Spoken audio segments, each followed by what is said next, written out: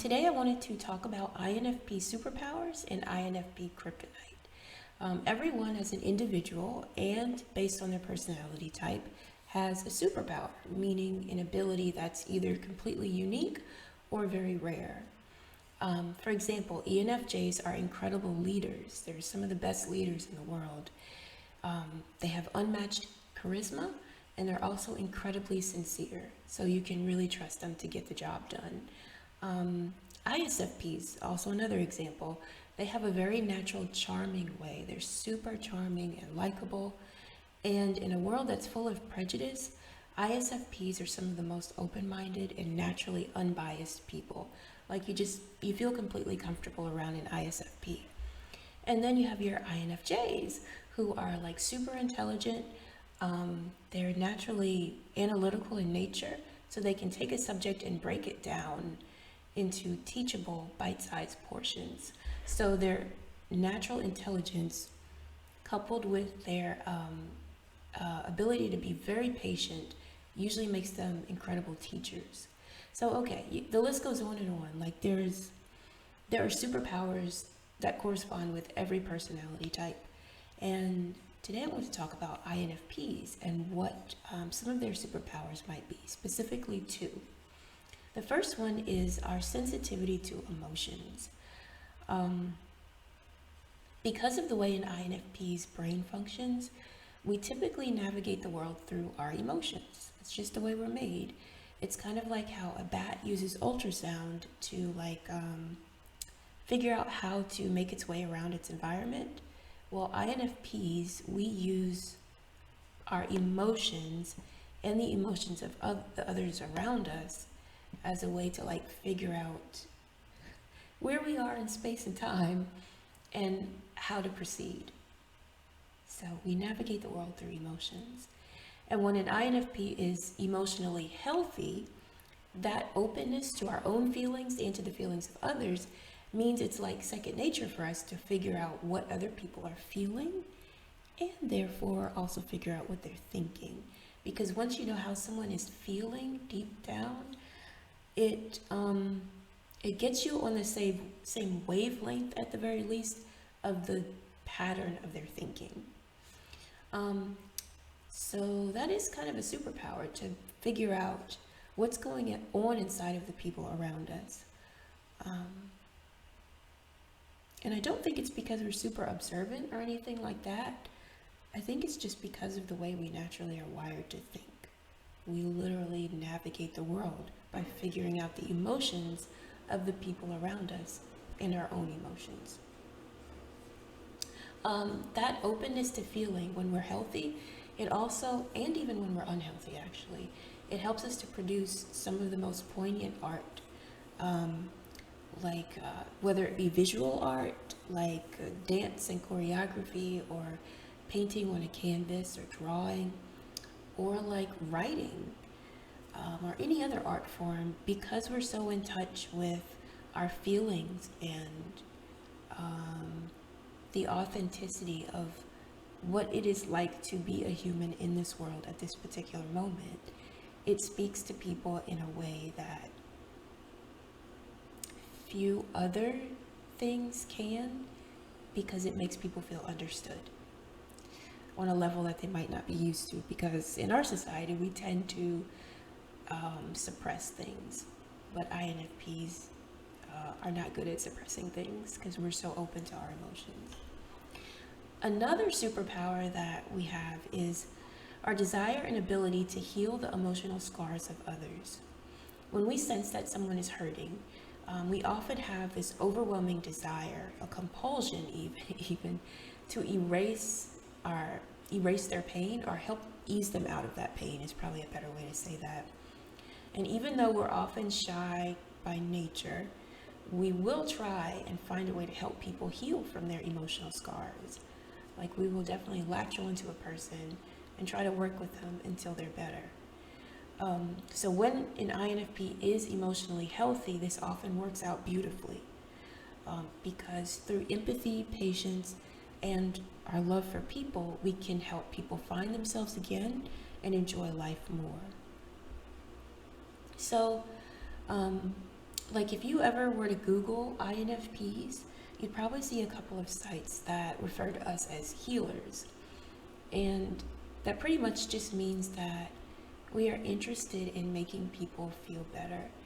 And this might sound a little self-serving when you look at it from this perspective, but in keeping in mind that the way we navigate the world is by figuring out the emotions of the people around us, empathizing with their emotions, and then empathizing with their emotions, that means when we see someone who's in pain, we start to feel pain too.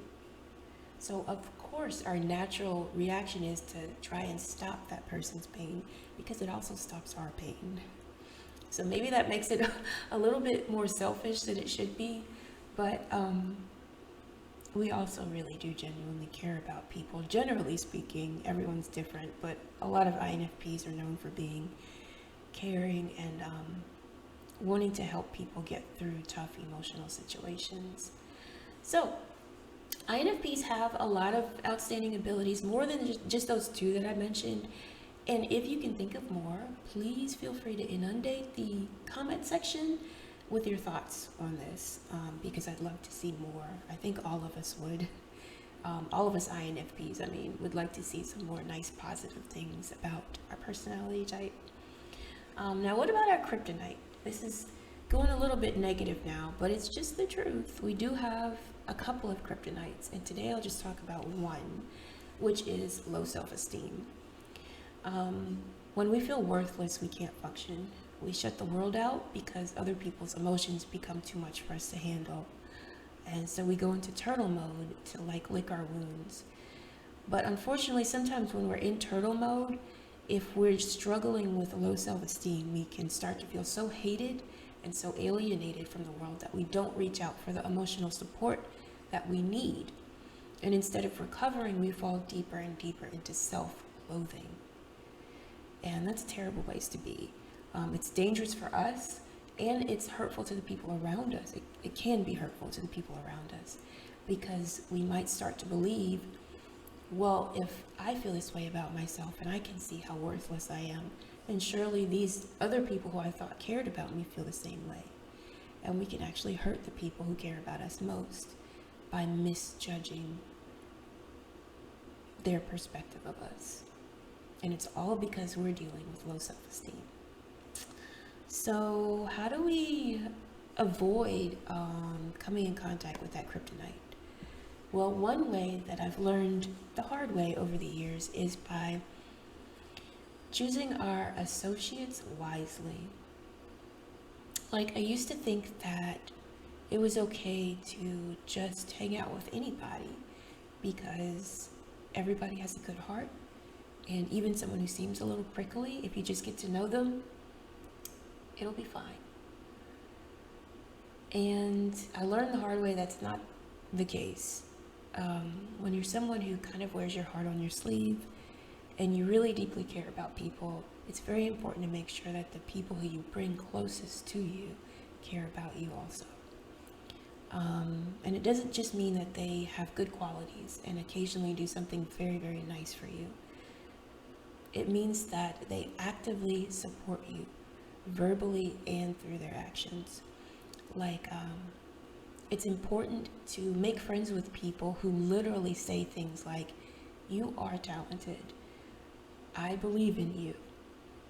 People who verbally point out what they like about you, what they admire about you, and who follow that up with actions.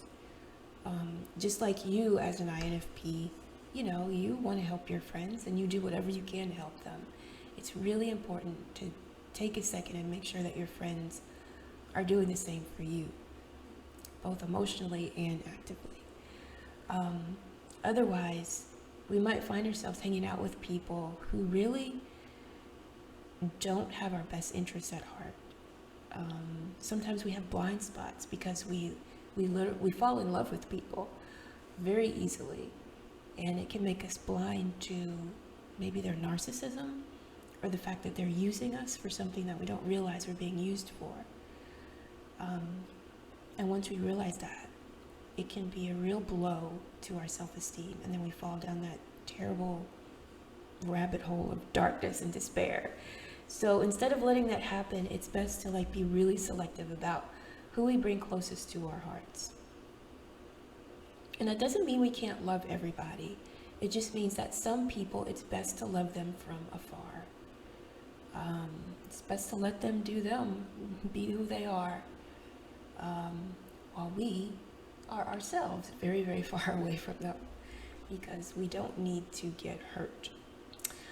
Alrighty, I hope that that was somewhat helpful, and if you have a different opinion on things, please feel free to share, because I could be wrong about some of this, and there might be things, huge important points that I'm missing.